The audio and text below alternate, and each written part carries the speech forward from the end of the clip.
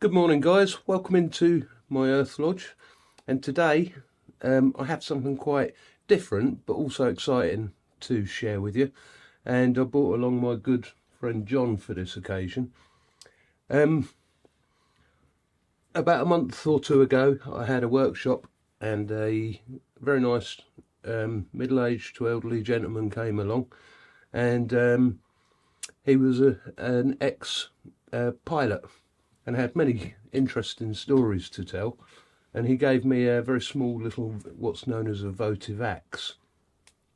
And the day went on and he told me that he had a variety of Stone Age artefacts that he collected from Cyprus many years ago, back in 1980 actually, so quite a long time ago.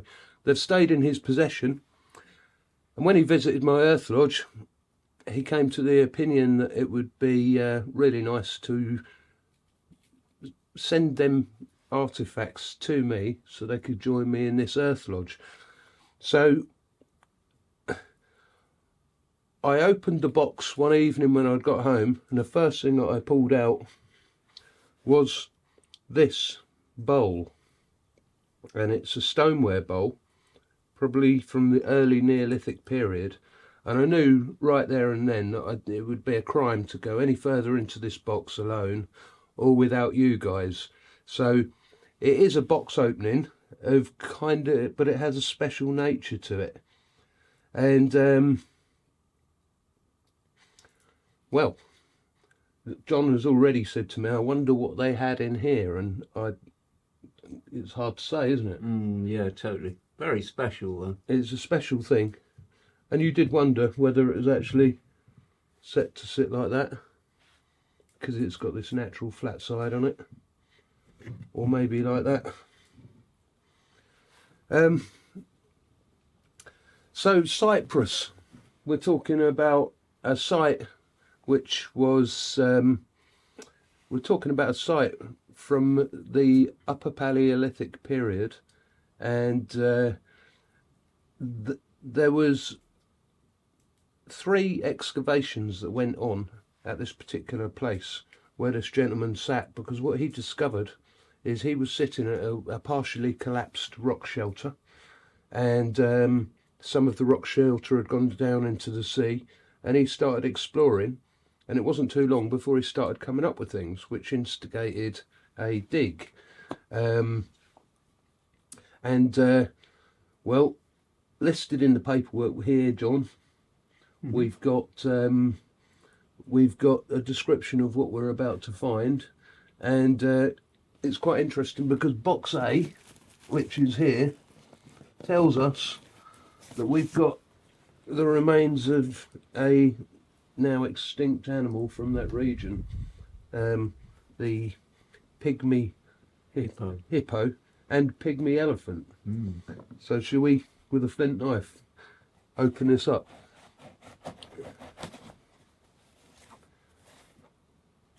And there's quite a lot of evidence to suggest that man hunted these mammals to extinction.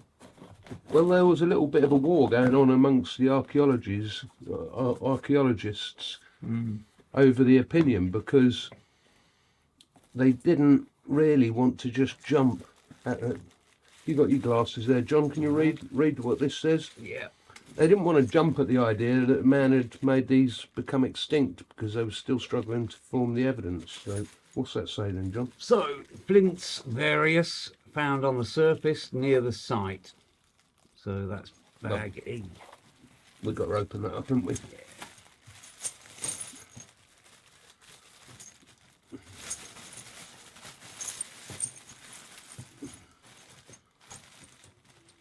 Oh, it's quite clearly napping evidence, wouldn't you say? Yeah, 100%. Oh, yeah. And it's quite interesting because, well, that's off of a blade core. Very fresh as well, isn't it? Yeah. Still razor sharp. Yeah, this is sort of, you could call that debitage, but there's a slight notch in it. It'd be good for opening oysters. We've got a scrape on it. Yeah. Apparently scrapers were extremely common finds on the site. Interesting material. It's very cherty. There's a lot of blade core technology going on. Yeah, I think that might be common for the Upper Paleolithic there. Yeah. And in some respects, you've got to admit, John, that actually looks like a transverse arrowhead. Yeah, it does, yeah, indeed. Yeah, very much so. All 100% napping debitage, and all said and done, is not bad material. There's a range of materials going on. There is. They're showing us here. But and I think that looks like the base of a snap blade or something. You look at the quality of that. Yeah, perfect. Yeah, they're quite crude, but they're functional, aren't they? They're crude, yeah. So that in itself, that's pretty good, isn't it? Lovely. So you put them back in there, John. Yeah. And let's see what we've got here. This is a what's that? A knee joint? I'd say, yeah, leg. Yeah. Knee joint of a pygmy hippo. Yeah. Well, look at the surface on that. Very unusual. And what are they dating this to? About 12 to 15,000 years ago. Yeah, that's it. You can see evidence of burning on there as well. That's been in a fire. Well, this is the thing. What they had is they were finding these hearths. And the hearths had evidence of at least 500 animals, apparently. Yeah. And so nice bit of vertebrae. Oh, beautiful, yeah. And so, where the archaeology got a little bit tricky was, did mankind cause the extinction, or was it down to the period? So, what period are we dealing with? The Younger Dryas, John? Yeah, later, yeah, certainly in a very cool, dry period, probably for the Mediterranean. Yeah, which was harsh for the animals and would have been harsh for the people. What's this say on here, John? I need my glasses on to read this. So, Site E. This is RAF Akrotiri from Cyprus, 12,000 BCE. Fragments of dwarf hippopotamus and tooth and shell from a necklace. Oh, mate. Yeah. It says it's fragile as well, so...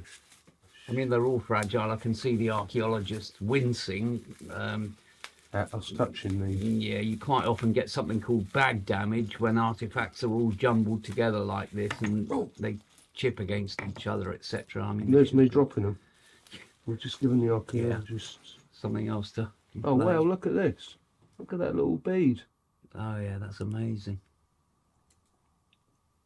Worn by somebody. Yeah, 12, 15,000 years ago. Probably in a string of them at the neck. This is a bit of ribcage. I think that's a marine shell. Yeah. Oh, God. They've all got this amazing finish on the surface. Whether that's, you know, natural weathering or I don't know, but fascinating. Well, that was an interesting box to get started with, don't you think? Lucky fella. What a sight. Shall we move on, John? Indeed. You pop them back in there then, my friend. He's done a good job packaging these. He wanted them to get to me without damage. What do we have here?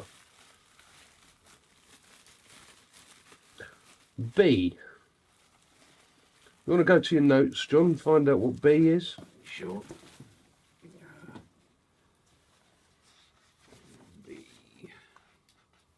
It feels like another stoneware bowl. Oh.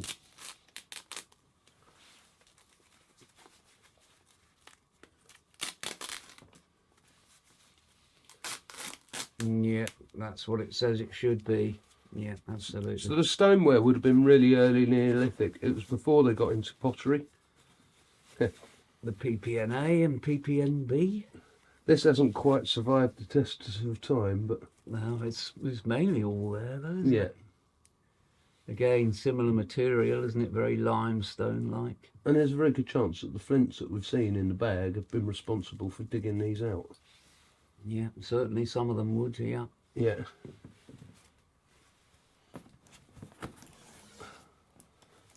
Yeah, there's a great deal of wear on the base of that as well.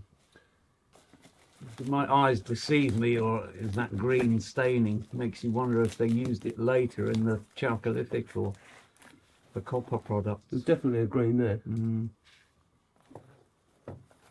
And I can see green through the packaging here, John. Oh, This feels heavy. Feel the weight of that. Do you want to open one? yeah, sure.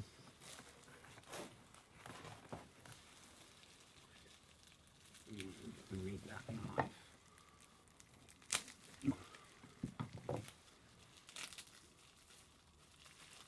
Oh. Oh, that's interesting, isn't it? I think That's a hammerstone, isn't it? Yeah. It's been used either as a pounder or a hammerstone, hasn't it? We have a Here you tool. go. Neolithic grinding stone used with a, and the rest of the label's missing. But you can imagine possibly something Yeah. sort of nature. That's an interesting material. It looks like quartzite. It does. It's quite black. Hmm.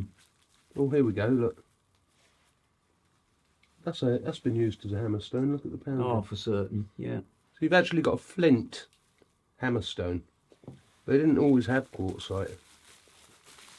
And that is a basalt hammerstone. Oh yeah, 100%. That's basaltic. So basalt is volcanic rock, and it's, if you can get hold of it, it makes a really good hammerstone for flint knapping.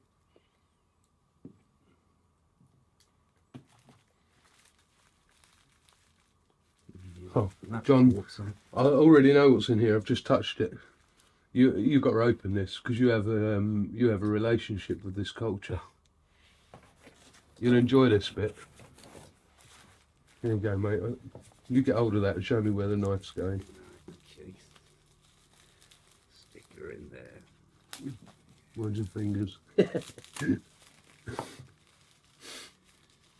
And again, Squire. You already know what you're going to get, don't you? Well, I'm hoping it's bluestone stroke greenstone. Oh, yeah. Oh, God. Oh, my God. Look at that. This is described as a votive axe, isn't it? Yeah. But the thing is, And another. yeah, It's had a bit of a hard life, but yeah, it's what it is. would you pull these further forward in time? Would you say that they're late Neolithic? No. No? No, for the culture, it's pretty much the same as the PPNA in Arabia. They had ground and polished tools, but no pottery. But they're damaged. Yeah, they are. So Yeah, what's that say? I don't know. Most of them in Arabia are absolutely pristine. The ones that were, cast into lakes and that sort of thing. I mean, they may have been ritually broken. Who knows what their culture might have practiced? I kind of get a feeling they used them. Yeah, I mean, it is possible that they were used as functional tools, and maybe when they got to, resharpened and they became very small, they were, just discarded. Yeah. But a lot of them have this very slightly greenish appearance. Green is a very common colour for ritual tools. You got any more in it? That's it, man. But isn't that fantastic?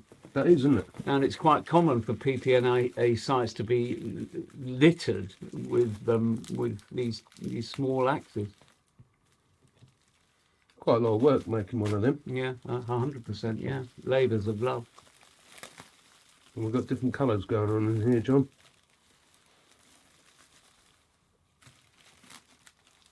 We have fragments of pottery, my friend.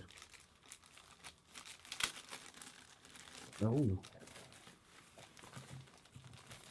So moving forward in the Neolithic, beyond the pre-pottery phase. It's got glaze on it. Oh yeah, wonderful red and white. So that's later. That's probably Chalcolithic, early copper. age material. Look at the pattern on these. Yeah. So around about 3800 BC, there was a major earthquake in the region, and that signalled the end of the Neolithic and the start of the Chalcolithic, the Copper Age. And this pottery was probably brought by settlers from elsewhere in the Mediterranean region. I mean, it's absolutely beautiful, isn't it? Sort of a red glaze on it. Yeah. And they call this comb-ware because it was, they dragged a comb-shaped object across the glaze and then fired it, and you end up with this beautiful pattern. I don't know if you could see that, but... How cool is that? Really? Well, John, we've got a box called D over there, which is the big box. God, we're getting ahead of ourselves here. I know. It's like Christmas. I do hope you stayed with this so far, because I've waited 2 to 3 weeks, because I told you about this, and Yeah. it's only up till now that you've had the opportunity to get over here and share this with me. Yeah. And I know that you can see the value in me having somebody like Jon here. Jon's pretty good at filling in the gaps from the academic point of view.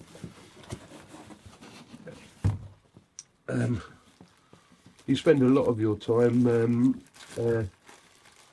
identifying coins for people in the metal detecting industry, don't you? I do, yeah, but it's not my first love. No? Rocks are really my thing, as we've probably discovered. Okay. Right, We're let's into make room. we're into some territory here, aren't we, Jon? Yeah.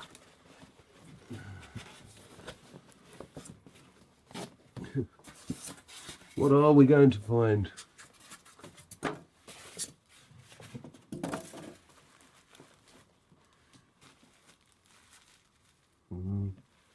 I'll tell you what, we'll lay the items. Cool, we have some weight here, Jon. Wow. We'll lay the items down. Would you be kind enough to open one of them up, my friend? You sure?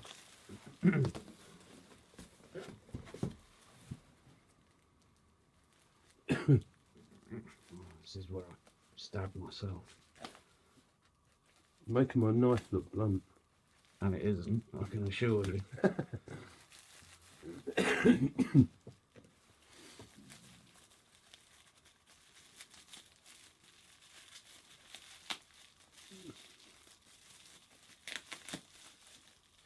The hammerstone, I think. Yeah. God, look at that. Very basaltic again. Yeah, and not damaged. Yeah, there's a fair amount of wear there, but... Yeah. A lot of the time when I've got hammerstones, we see damage on them. And quite often that's through them being used badly. Oh, look at this. Oh, yeah, that's a very substantial... I mean, you could use that for pounding. I don't see that as a hammerstone. Yeah. I see that for grinding. As a pestle. Yeah. Pestle. Mm-hmm. Because hammerstone at this stage should have a lot more impact marks. Yeah. Yeah. So we've got a pestle for grinding there. Yeah. Take your pick. Which one do you want to open next? Yeah, that's wonderful. And I think, you know, with this sort of ovate, Oblix. yeah, I mean, it could be used with a saddle quern, you know, for grinding corn possibly as well. But Well, he showed us a picture of a big saddle quern, didn't he? he did, yeah, that he discovered on in situ. Yeah, I can't quite make out what's been written on here, but you know, fair play to him as well. He's attempted to mark quite a lot of these, but again, it's basaltic and it's perfect material. Yeah. Lovely. It's funny, you know, because we often... Who thinks about such things when they go to buy a loaf of bread or something like that Yeah. these days? That once upon a time you needed 2 rocks so you could grind down Yeah. your corn or your wheat or whatever it was. And people with a Neolithic diet often wore their teeth out very quickly because of the grit that was contained in their cereal products. Pull that out of there, mate. Wow. Whoa. wonderful. That is a little polished axe. Look at that. Yeah, that's beautiful. And you can see the cutting edge has, yeah, literally been polished. And it's come to a sharp point. Stunning. Very characteristic. Again, this beautiful basaltic material, and look at the facets, the care they've taken to put to work on the margins. They do, because they need contact of the wood across the top here, so it reduces the amount of speed that you actually split your handles. They knew what they were up to. Yeah, they did. We've got a hammerstone here with some impact damage, quite clear. Yeah. Yeah, again. I'll let you do this one. Oh. Crikey, Mikey. Well, from the feel of it, I'd say it's probably a quernstone, but we shall see. Well, that'd be amazing. It's definitely got a concave and a convex surface to it, so... A quernstone. Yeah. It is, isn't it? Yeah, it's actually a grinding stone that would sit inside a saddle quern. Right. Look at that, beautiful. Oval. Yeah, and it's largely convex, but yeah, this is the flat grinding surface underneath here, and that would have been used with a saddle quern to grind cereal crops. Absolutely stunning. And again, this basaltic material, very fine grained. Yeah. I would like to say that in some respects, some people watching this would be saying that these materials need to go back to where they come from and be held in the museums on their land. What I can say is for some period of time they will sit here with me and they'll be in safe hands and they'll be appreciated, whereas if they did go back to Cyprus, there's a very, very good chance that they'll go into drawers in the back of museums and never be seen. And I'm sure they have this in multiple thousands, wouldn't you say? So most likely. And I think you might as well open the last one, John. It's one piece. Wow. Amazing. Righto. And there's no tricky editing here. We haven't saved this for last because we think it's particularly special, but I have to say, it does look rather... Oh my God. Oh God. And again, look what colour it is. More than a vague hint of green to that.